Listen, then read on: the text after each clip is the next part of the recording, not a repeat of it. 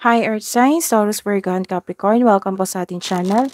At ito ang inyong Timeless Gabay Tarot Love Reading. Please be reminded that this is general reading po, so maaari kayo makarelate o hindi. Just take what resonates. Gamitin ang reading na ito bilang gabay lamang. Balik po kayo dito bukas para sa ating Daily Gabay Tarot Reading. Please like, subscribe, and click bell button for notification para updated kayo sa Daily Tarot Reading natin. Para po sa gustong magpa-reading, maaari nyo pong makuha ang link. Nasa description box po ito. Message nyo lang po ako sa Messenger. Maraming salamat po.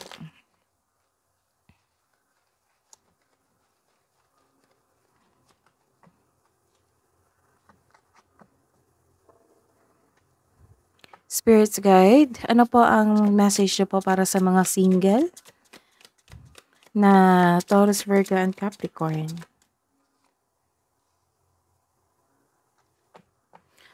Punong-puno ka na sa sitwasyon mo ngayon or sa isang tao. You are declaring na single ka. Single ka nga naman. I see. You are ready to mingle. You are flexible na po. Tatanggap na po kayo ng bagong tao sa inyong buhay. Wow.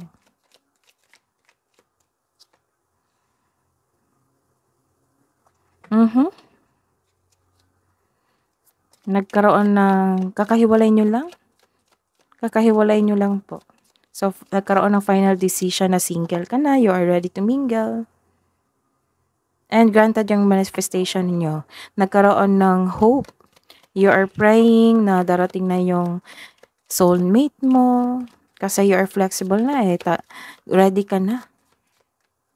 Para po sa mga may relasyon, spirits guides. Para po kay Taurus, Virgo, and Capricorn. Message niyo po.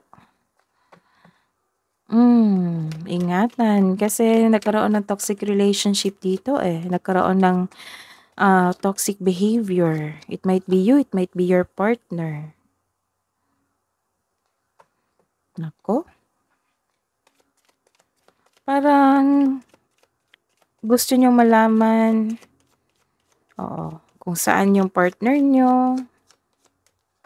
Parang may nararamdaman akong third person dito. So, let's see. Sa mga may relasyon. Nako. No, you are chasing your partner. Gusto mo siyang hulihin. Hulihin ko bakit? I see. You're taking time of your family. You're taking time of your family. Nagkaroon ng reunion dito. Let's see. Ano pa to? Hingi tayo ng clarification. Spirits guys, ano po yung clarification po sa pressure cooker, single, irreconcilable, label, differences, and wish para sa mga single. Clarification po sa 6 of Cups para po sa mga single. Clarification po sa poison, triggers, bounty hunter, family.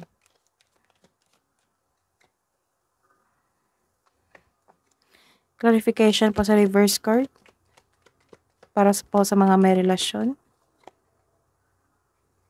Sa araw na ito, kayong mga single, may plano kayo mag-outing. May ganap din na reunion. Kung single ka, may na-meet kayong tao na mag-open up sa inyo about your past. Siguro ka-date mo ito or kaibigan na handang makinig sa inyo. May dinadala kang mabigat na bagay dito. Emotion ba? Ngunit malalampasan mo rin ito. This is only temporary. Just keep on going. Huwag kang mag-say yes kung hindi ito akma sa inyong schedule. Baka mahirapan ka lang. Masyado kayong busy sa inyong trabaho, sa inyong pag-aaral. Kaya wala ka ng time na makilala ang bagong tao. So, at the end of the day, nag-decide kayo na single kayo. So I see. You are decided to focus on yourself. You are making yourself busy. Ilan kasi sa inyo breadwinner eh. Kaya naubusan kayo ng time. Sa ibang tao, sa isang bagay. You are too focused. You are taking your life serious. This is a reverse card para sa mga may relasyon.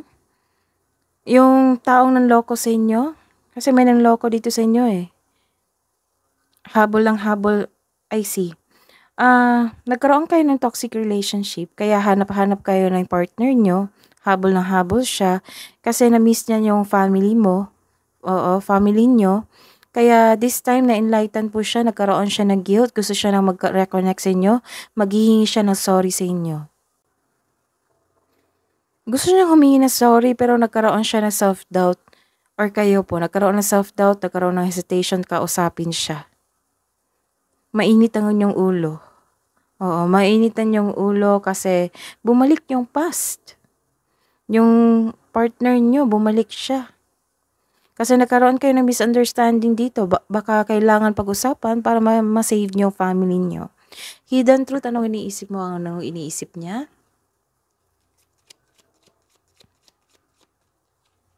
Sa mga single, you don't know how hard it was to let you go.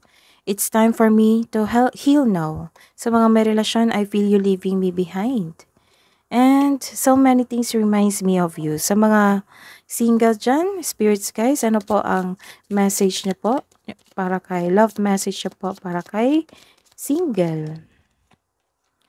What sparks your interest? And you're taking time of your family. Sa mga group of friends mo na babae. Love advice po para sa couple natin. See?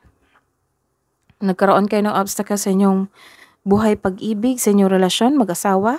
Look for ways around the obstacles to find happiness. So you have to trust. Trust yourself, trust your partner, trust your relationship. You need to have trust in a relationship in order to flourish. In order for it to flourish. Love advice po para sa mga single. Criticizing one another will only lead to further unhappiness. Love and accept each other as you are, and your relationship will magically transform. Kasi may kadate kayo ngayon. Dinidiscuss mo pa rin yung past nyo po. Kung maaring iwasan mo itong mag-discuss sa past experience nyo po, lalo na sa kadate nyo po, baka ma-turn off po siya. Kasi you are relying you are not ready to let go of your past. Balance. Love is not always about agreeing just for the sake of it. A great relationship is one that both supports and challenges. That is your reading today. Taurus, Virgo, and Capricorn. Balik po kayo dito bukas. Please like, subscribe, and click bell button for notification para updated kayo sa daily tarot reading natin. Maraming salamat po.